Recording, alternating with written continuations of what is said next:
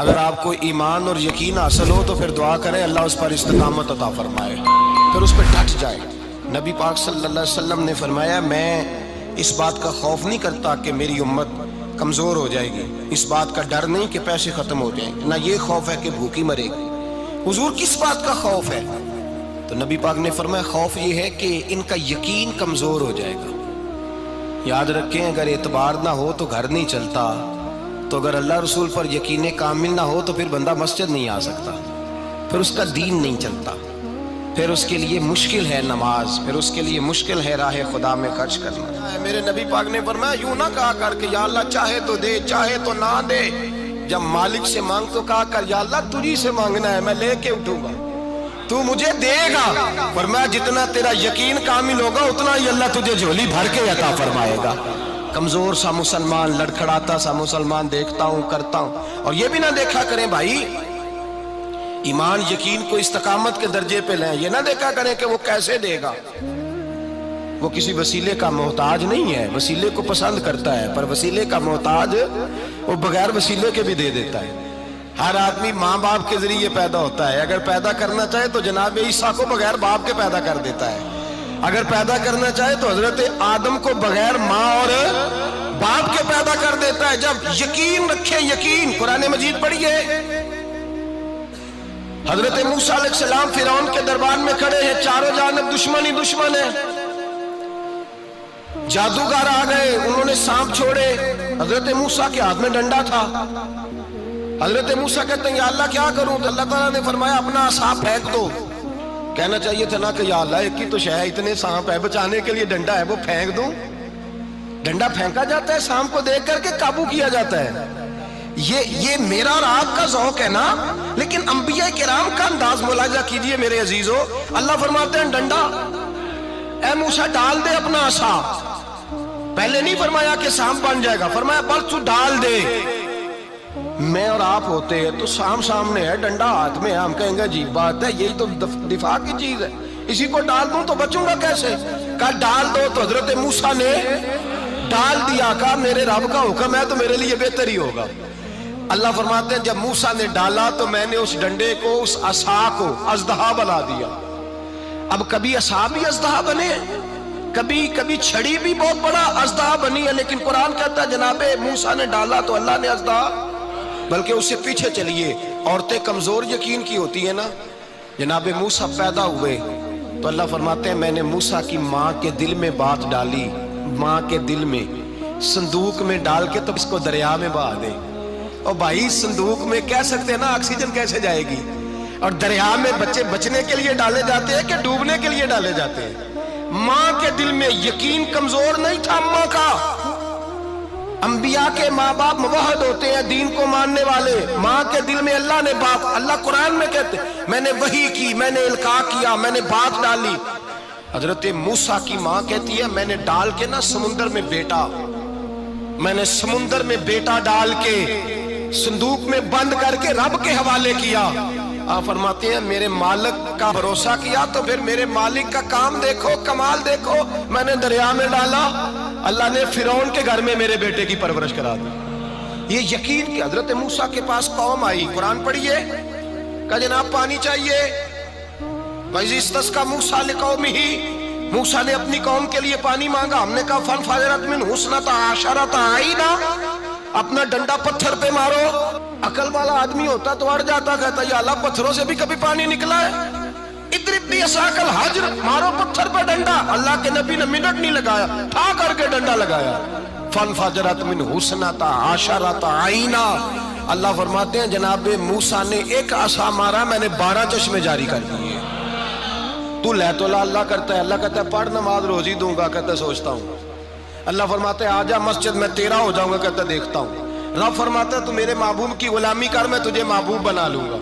تو کہتا ہے تھوڑا بڑا ہو کے داڑھی رکھنی ہے، ابھی سیانا ہو کے میں ذرا سرٹیفکیٹ لے لوں اسرائیل سے کہ کتنے سالوں کے بعد آئیں گے، پھر شروع کروں گا۔ پروگرام بنا رہا ہے، ابھی تو ارادے میں ہے۔ اللہ کے پیغمبر کا ڈنڈا، اور اس سے زیادہ آگے بات ہو گئی، پیچھے فوج لگی ہوئی ہے فرعون کی، مجمع ہے، ہزاروں لاکھوں کا لشکر لے کے، تلواریں نیزے، فرعون پیچھے، آگے دریا آ گیا۔ حضرت موسیٰ علیہ السلام کھڑے ہیں، اب کدھر جائیں؟ اللہ پاک نے فرمایا مارو ڈنڈا۔ کہاں؟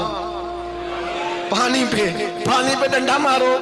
اب حضرت موسیٰ علیہ السلام پانی پہ ڈنڈا مارے تو پانی ابھرے گا، اس سے زیادہ کیا ہوگا؟ پہلے پتھر پہ ڈنڈا مروایا تو پانی نکلا، اب پانی پہ ڈنڈا مروایا فَإِذْ فَرَقْنَا بِكُمُ الْبَحْرَ فَأَنْجَيْنَاكُمْ وَأَغْرَقْنَا آلَ فِرْعَوْنَ۔ اللہ فرماتے ہیں موسیٰ نے پانی پہ ڈنڈا مارا تو میں نے پانی میں رستے بنا دیے۔ ایک جگہ ڈنڈا مارا تو پانی نکل آیا، دوسری جگہ عصا مارا تو پانی خشک ہو گیا، 12 چشمے بن گئے، 12 رستے بن گئے دریا میں سے۔ حضرت موسیٰ علیہ السلام گزر گئے اور اللہ فرماتے ہیں فرعون بھی آیا تو اسے میں نے غرق کر دیا، اور وہ کھڑا دیکھتا ہی رہ گیا کہ بنا کیا ہے۔ جب یقین کامل نصیب ہوتا ہے، اعتماد کی دولت اللہ دیتا ہے، جب انسان کو یہ انشراح صدر ہو جاتا ہے کہ میری نجات خدا کے حکم میں ہے اور رسول اللہ کے قدموں میں ہے، جب اسے یہ انشراح حاصل ہوتا ہے تو پھر نماز کا لطف آتا ہے۔ غور کیجئے کیا جملہ کہہ دیا میں نے۔ پھر اسے نماز کا پھر اسے نماز بوجھ نہیں، بلکہ نماز نہ پڑھے تو اس پر بوجھ ہوتا ہے۔ پھر قرآن مجید اس کی روح کا ساتھی ہو جاتا ہے، پھر عبادات، تقوی، پرہیزگاری، پھر وہ ایک سنت کے چھوٹنے پر پریشان رہتا ہے جب یقین کی دولت نصیب ہوتی ہے۔ قرآن مجید فرقان حمید نے کہا ایمان لاؤ تو پھر ایمان پہ ڈٹ جاؤ، مسلمان بنو تو پھر اسلام پر۔ پھر یہ جو کمزوری ہے نا، یہ دیکھتے ہیں، کرتے ہیں، چلتے ہیں، ابھی کل، ابھی پرسوں، بہانے، ہیلے، ابھی میں نماز شروع کرتا ہوں، دیکھتا ہوں لا الہ الا اللہ محمد الرسول اللہ صلی اللہ علیہ۔ جب کسی نے کلمہ پڑھا تو اس پر پورا دین ضروری ہے، پورا۔ اب وہ یہ نہیں کہہ سکتا کہ تھوڑا تھوڑا کر کے آؤں گا۔ یقین کی دولت نعمت ہے۔ اللہ پاک قرآن مجید میں فرماتے ہیں ان الذین قالوا ربنا اللہ ثم استقاموا، جنہوں نے کہا کہ اللہ ہمارا رب ہے اور پھر وہ اس پر ڈٹ گئے، پھر اس پر وہ کہا تو ڈٹ گئے، کھڑے ہو گئے، نہیں اللہ ہی رب ہے، اللہ ہی دینے والا، اللہ ہی مالک، اللہ ہی ہمارا رازق ہے، رب ہی ہمارا سب کچھ۔ جب ڈٹ گئے تو فرمایا تتنزل علیہم الملائکہ، پھر میں ان کی مدد کے لیے آسمان سے فرشتوں کا نزول فرمایا کرتا ہوں۔ فرشتے کیا کہتے ہیں؟ اللہ تخافوا ولا تحزنوا، غم نہ کرنا، خوف نہ کھانا، وابشروا بالجنۃ التی کنتم توعدون، ہم تو تمہیں اللہ تبارک و تعالیٰ کی اس جنت کی خوشخبری دینے آئے ہیں جس کا رب نے تمہارے ساتھ وعدہ کیا ہوا ہے۔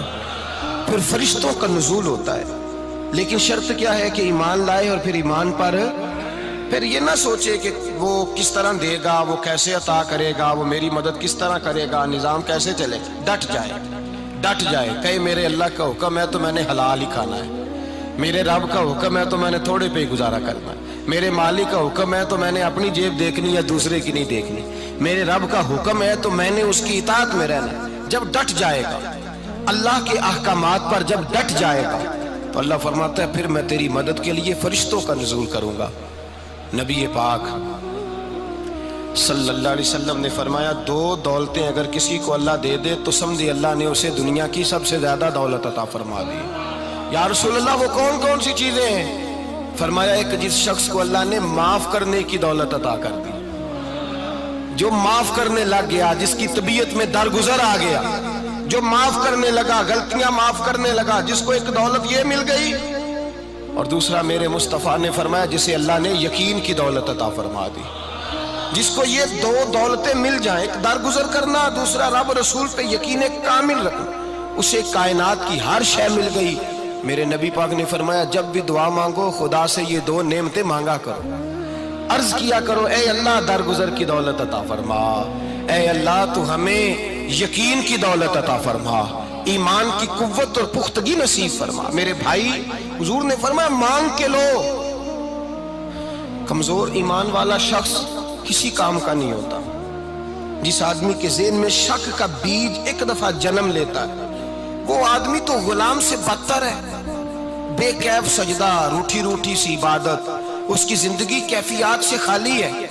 جس شخص کو پتہ چل جائے نا لوگ میرے مخالف ہیں، اس کا تو سجن رہتا ہی کوئی نہیں۔ اصل بات یہ ہوتی ہے کہ یہاں سوچ بیٹھا ہے کہ دنیا میرے خلاف ہے، مخالفت یہاں بیٹھ گئی ہے، دو بندے باتیں کر رہے ہیں تو پریشان ہے، میرے خلاف ہی لگے ہوئے ہیں، میری ہی بات ہو رہی ہے، کیونکہ اصل تکلیف کہاں ہے؟ اور اگر یہاں یقین کامل ہو گیا نا کہ سارے مجھ سے پیار ہی کرتے ہیں، تو پھر دو بندوں کو بات کرتا دیکھیں گے تو یہی سوچے گا میری تعریفیں کر رہے ہیں۔